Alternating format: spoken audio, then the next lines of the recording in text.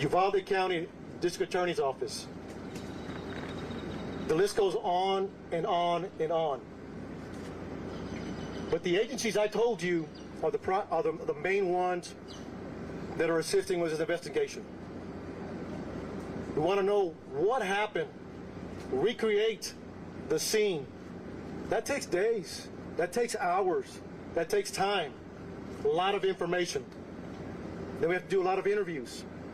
So we just started. We started on Tuesday, today's Thursday. We're still grabbing a lot of information.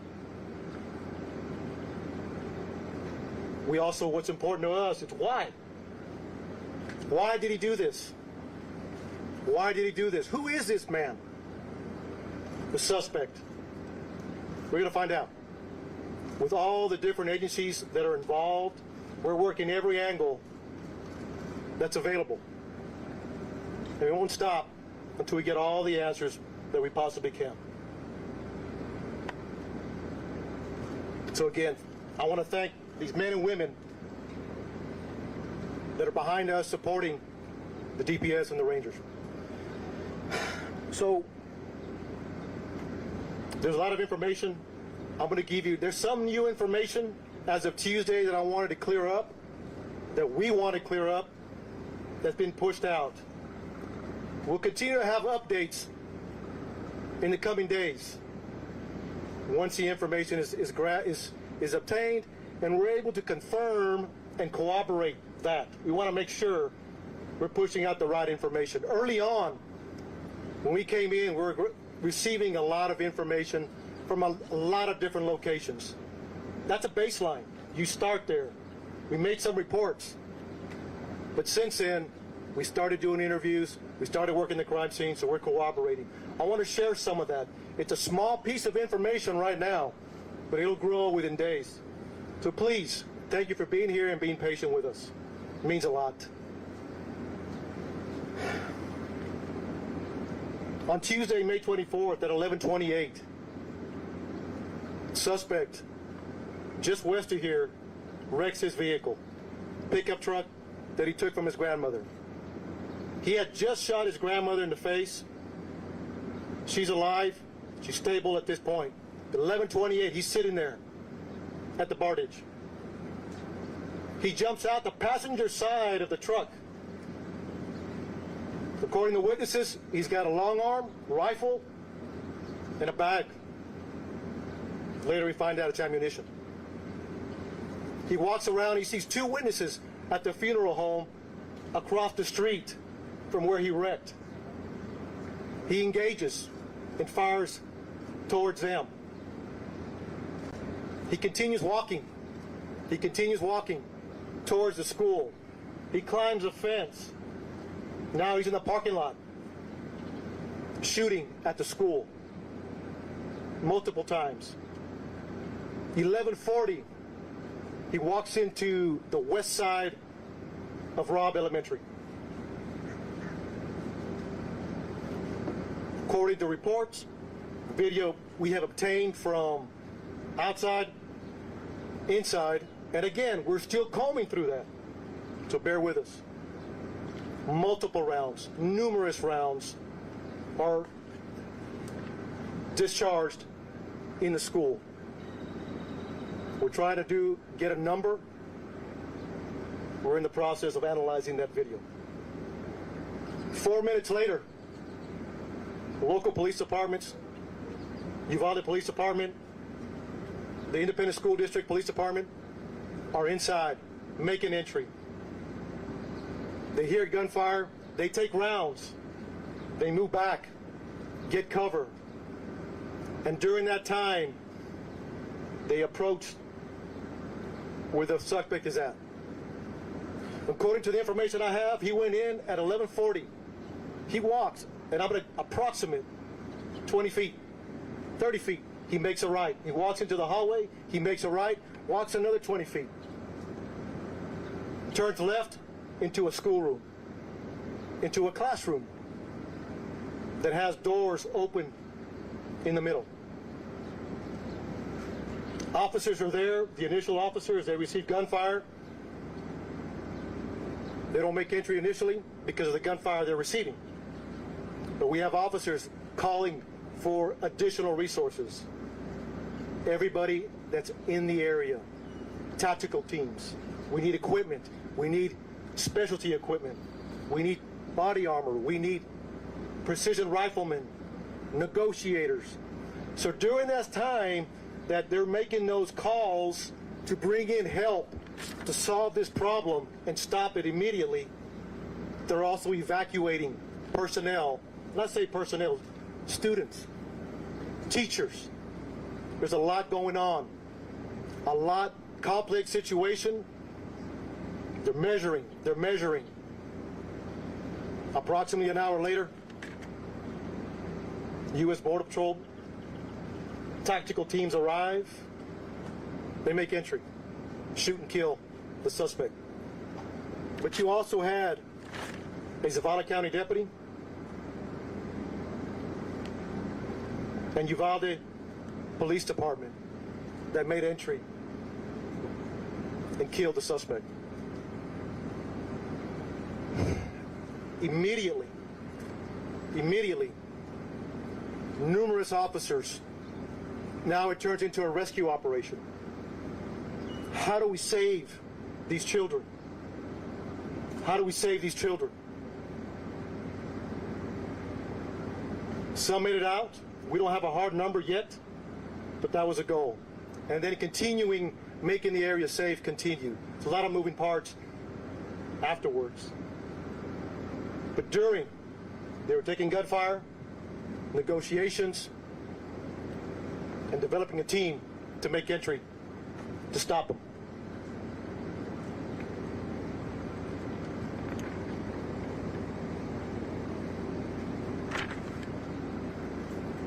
I'll take a few questions. And again, look, summary.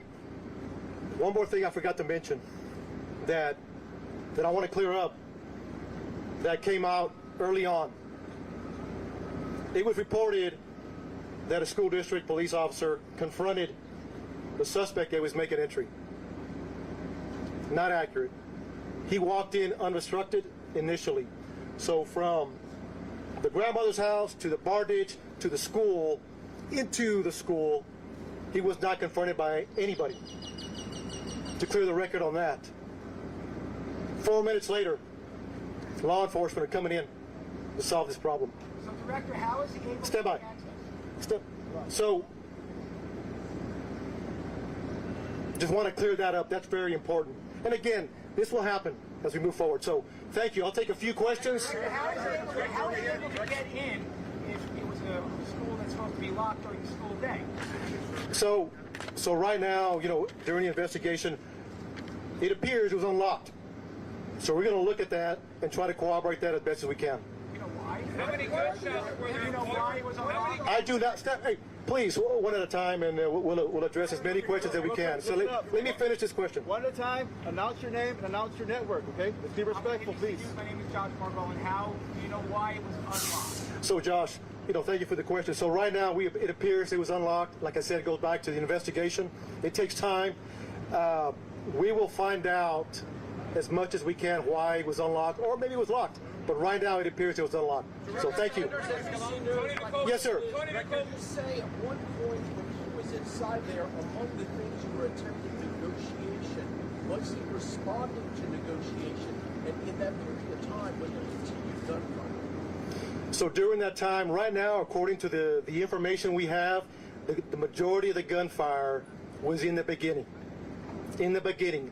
I say numerous, more than 25. I mean, it was a lot of gunfire in the beginning. During the negotiations, there wasn't much gunfire other than trying to keep the officers at bay. But that could change depending once we analyze the video. But right now, according to the information, he did not respond. Director, I am Yamas with NBC News. My question is this: was there a school officer on campus, and was that school officer armed? Because that's what we've been told. So at this time, no. No, there was not an officer readily available, armed. No. Was there an officer? No, nothing. I can't answer that yet. I'll circle back with you again.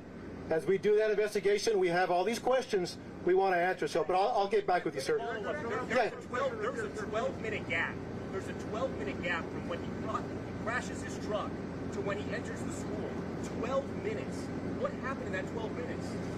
So you got to understand, 11:30 is the information we have at this point that we can confirm. 11:30 a.m. the PD gets we got a crash and a man with a gun. And then you have responding officers. That's what it is. If it's 12 minutes, from 11:30 to 11:40, that's the information we have right now. Look, at the end of the day, our job is to report the facts and have those answers. We're not there yet. Over here, over here.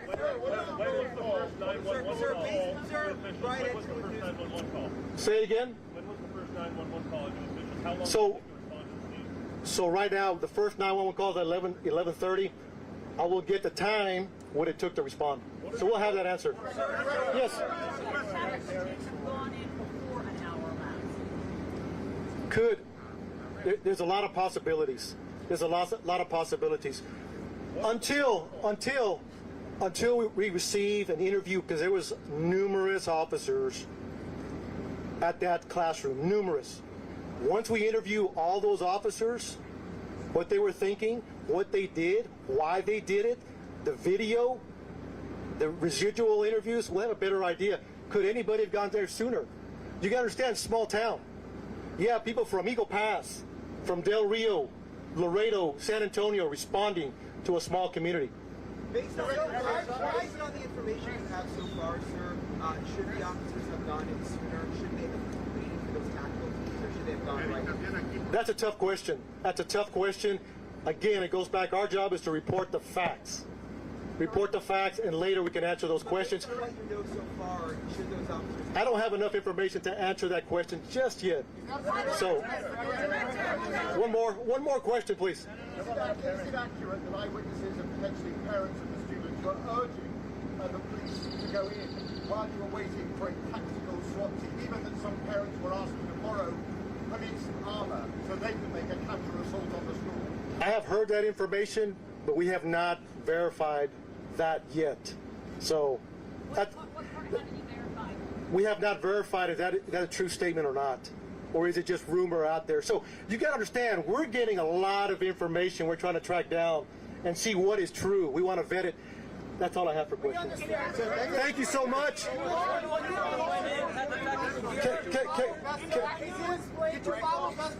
Hold on. Hey, hold on. Just allow please one question for Spanish network.